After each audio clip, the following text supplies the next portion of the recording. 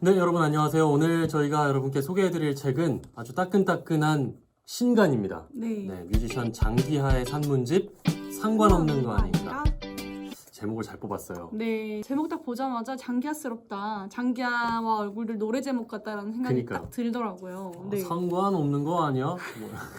표지에 있는 그림도 되게 올 추석 우리의 한량 같았던 그 모습을 약간 보는 것 같아서 재밌었어요. 장기하 씨는 본인이 이제 직접 작사 작곡 다 하시니까 하긴, 네. 평소에도 이렇게 습작을 그쵸, 많이 하지 그쵸. 않으실까 뭔가를 싶어요. 많이 쓰고 또 영감을 얻으려고 이것저것 많이 음. 찾아보고 했을 것 같아요. 저는 이제 뮤지션 장기하를 좋아하거든요. 네. 이 장기하와 얼굴들만의 어떤 독보적인 스타일, 개성 이런 것들을 너무 좋아하고 그래서 장기하 씨가 산문집을 냈다고 하자마자 저는 그냥 사고 싶었어요. 사서 읽어보고 싶었고 네네. 장기하라는 사람의 생각이 궁금했고 네. 술술 읽히는 책이어서 좀 쉽게 읽긴 읽었는데 생각보다는 좀 아쉽다. 조금 장기하 씨의 노래에서 느껴지는 개성보다는 조금 아쉬웠다. 맞아요. 너무 평범하게 쓴 것 같아서 네. 좀 아쉬웠는데 이거를 좀 뒤에 가서 좀 얘기를 더 해보도록 하고요. 네. 장기하 씨가 그동안에 이제 말과 노래를 통해서 소통을 해왔지만 이제는 글로 써야만 하는 얘기가 있는 것 같다. 그래서 이제 책을 쓰게 됐다고 밝히고 있습니다. 네. 노래로 표현하는 것도 한계가 있을 것 같고 네. 말로 표현하는 것도 여러 가지 오류를 낳을 수 있는 가능성이 있기 때문에 맞아요. 내 어떤 마음의 진심이나 생각들을 가장 좀 잘 디테일하게 표현할 수 있는 건 글이지 않을까 싶어요. 네, 글로밖에 쓸 수 없는 이야기가 있다는 거에 되게 공감이 갔거든요. 네네. 이게 말을 막 쏟아내고 나서 뒤에 오는 헛헛함이나 후회 같은 게 있지 않아요? 그쵸. 아까 내가 그 말 하지 표현하려는 말걸. 이게 아니었는데 횡설수설했구나 그쵸. 하는 아쉬움도 있고 글도 물론 후회가 남지만 맞아. 이제 그만큼 정제해서 쓰니까 약간 저랑 좀 다르신데요? 뭐요? 책이? 어? 저는 양장본이고 저는 동네 책방에서 샀기 때문에 네. 양장인데다가 네. 이렇게 오. 이거 있나? 없어요. 없죠? 네. 아하, 저는 있습니다. 야. 근데 이게 1쇄라서 그런 건가? 한번 볼까요? 2쇄네. 그거 이세요. 2쇄네. 그래서 뭐예요 이거?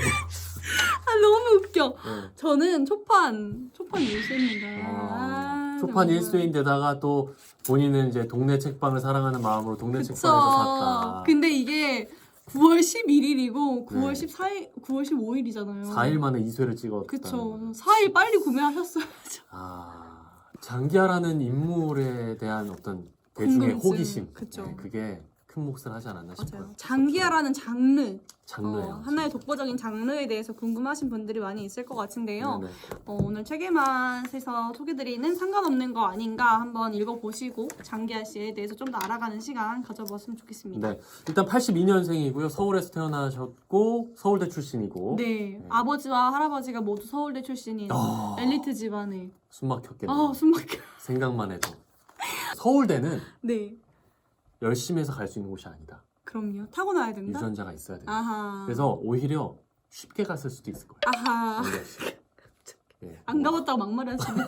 이제 장기하 씨 같은 경우에는 어쨌거나 이제 대학에 정말 열심히 공부해서 갔을 거 아니에요. 네네네. 그러니까 딱 20살 넘어서가지고 21살 때부터는 나는 음악 말고는 더 이상 하고 싶은 거 없다. 그러니까 너무 공부를 그동안 열심히 했으니까 맞아요. 그때부터 자기가 원하는 삶을 살고 싶었던 거죠. 그때부터 계속 대학교에서도 음악 활동을 하시고 결국에는 이제 2008년에 장기하와 얼굴들 소위 장얼이라고 부르는 그 밴드를 결성하시면서 군대 생활 중에 썼던 싸구려 커피라는 노래가 히트를 치면서 완전히 스타덤에 오릅니다.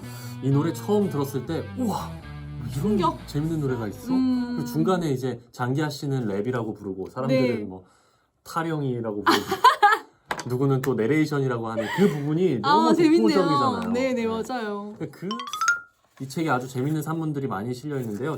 우리 수정 씨가 처음으로 골라온 부분은 자유의 그늘이라는 부분이에요. 네, 장기하와 얼굴들은 2018년 말에 공식적인 활동을 종료하겠다고 선언을 했습니다. 네. 그러니까 이제 2019년 동안 1년 동안에는 장기하 씨는 약간 백수처럼 프리랜서로 지낸 거죠. 그 기간 동안에 아마 이 책을 쓰셨을 것 같은데 네. 그 1년의 자유의 시간을 누리는 동안 이제 뭐 사람들이 노니까 좋겠다, 일 이렇게 집에서 이렇게 자유롭게 있으니까 좋겠다 이렇게 많이 말을 했는데 그 자유에도 그늘이 있더라는 거죠. 그 내용을 좀 얘기해볼까 싶은데요. 네. 한번 낭독해 주시죠. 장기하 씨 느낌으로 제가 나름 살려서 읽어보겠습니다. 나는 하고 싶은 것만 하며 산다. 그런데 이것은 달리 말하면 하고 싶은 것이 없을 때는 아무것도 할 수 없다는 뜻이 된다. 나는 매일 아침 눈을 뜨면 하루를 어떻게 보내야 할지 생각한다. 물론 공연이라든지 녹음이라든지 정해진 일정이 있을 때는 그럴 필요가 없지만 그 일정들도 따지고 보면 매일 고민한 결과로 생긴 것들이다. 그러니까 어찌 보면 나는 잠에서 깨는 순간 출근을 하는 셈이다. 정신이 들자마자 너는 무엇을 하고 싶냐고 스스로에게 묻기 시작하는 것이다. 그리고 그 물음에 나 자신은 그리 자주 대답해주지 않는다. 그리고 하루의 어느 순간에는 스스로 퇴근해야 한다. 그런데 이 퇴근이라는 것도 간단하지 않다. 정해진 장소에 갔다가 집에 돌아오는 것이 아니기 때문이다. 내 뇌만을 이용해 내 뇌를 퇴근시켜야 한다. 그것은 대체 어떻게 하는 거냐고? 나 역시 아직 연구하는 중이다. 전혀 안 똑같네요. 아, 네. 그 직장인들이 흔히 하는 고민이 퇴사 고민이잖아요. 네네. 요즘에 굉장히 키워드가 출판계에서도 인기였고 퇴사하겠습니다. 뭐 그쵸, 이런 뭐 책들. 퇴사 엄청 많았어요.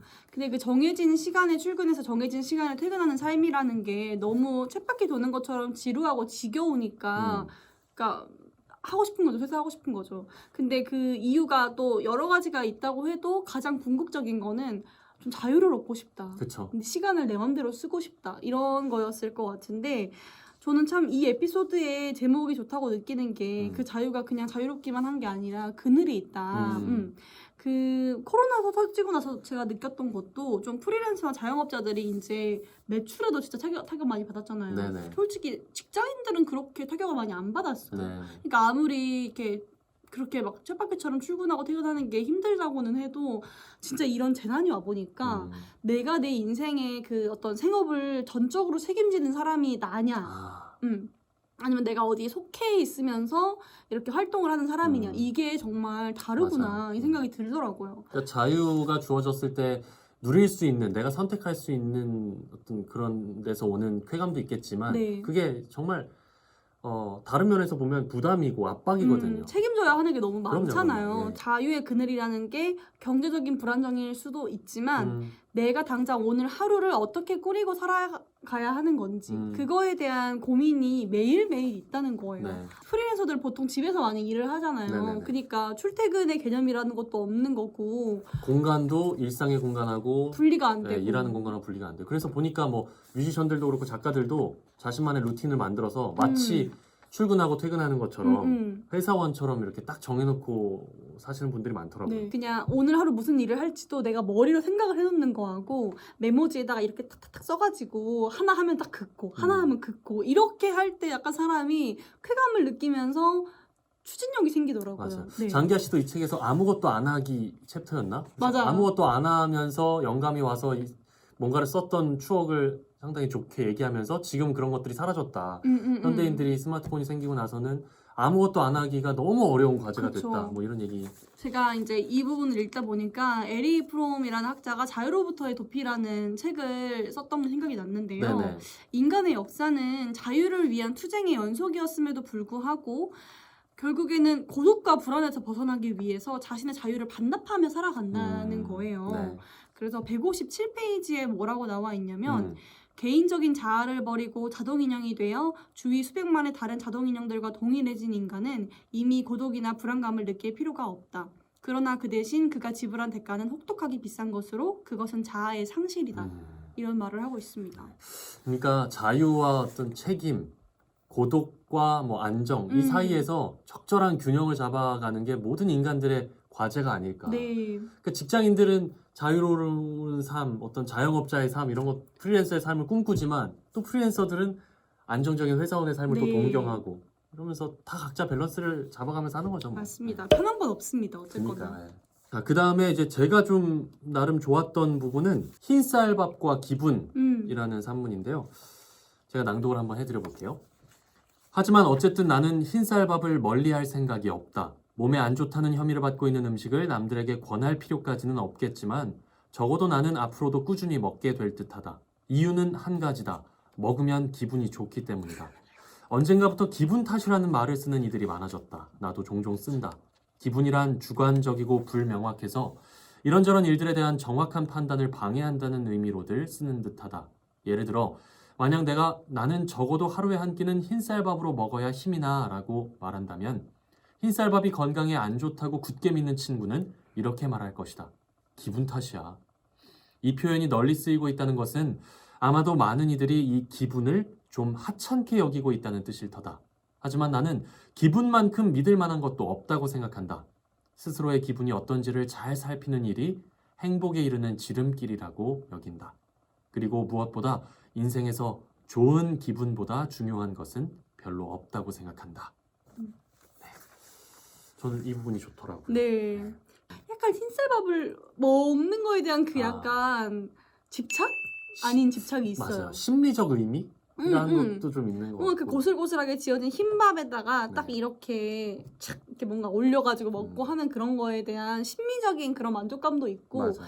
기분을 잘 관리하는 게 우리가 정말 행복하게 삶을 사는 데 있어서 아주 중요한 요소인 것 같아요. 네. 그러니까 기분을 하찮게 여길 게 아니라 내 기분이 지금 상태가 어떤지를 체크하면서 또 내가 어떤 음식을 먹었을 때 정말 행복해진다면 그 음식이 설령 내 건강에 좀 안 좋을지라도 가끔은 먹어도 되지 않을까. 네, 저는 진짜 그렇게 생각해요. 다이어트 생각을 버렸거든요. 어느 순간부터. 그래요? 네. 그러니까 보통 여자들이 이제 평생이 다이어트다 이런 얘기하면서 그래도 어제 좀 많이 먹었으면 오늘은 그쵸, 좀 그쵸. 관리하고 뭐 이런 식으로 하잖아요. 네. 근데 이제는 그냥 버렸어요. 그 생각 자체를 그냥 버려버렸고 확실히 스트레스가 좀 줄었다는 생각이 지금 들어요. 화면에 보면 상당히 마르셨는데 저요? 저희 유튜브 구독자들의 어떤 비난이나 이런 거 괜찮으세요?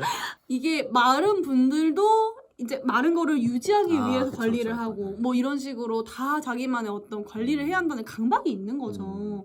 그리고 아까 이제 기분 얘기를 했으니까 그거하고 연관해서 생각해 보면 저는 그래요.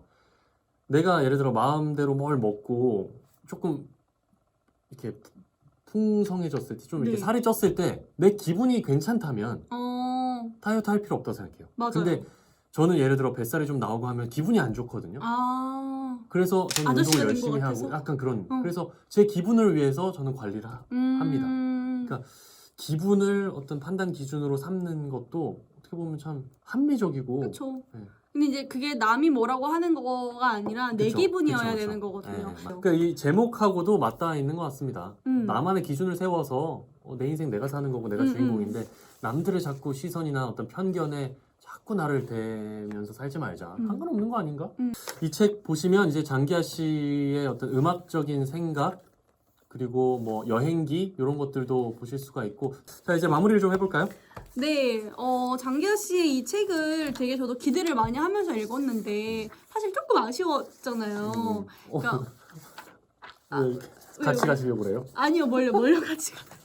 저는 아쉽지 않았는데 아니 생각보다는 조금 아니 이제 어떤 의미냐면 그러니까 우리가 흔히 장기하라고 생각했을 때 뭔가 좀 패기 있고 더 맞아요. 도발적이고 맞아요. 좀 강한 어떤 내용들이 좀 담겨 있을 거라고 생각하지만 생각했는데 담백하긴 하나 보험이 많이 들어간 그쵸. 안정적인 글이었다.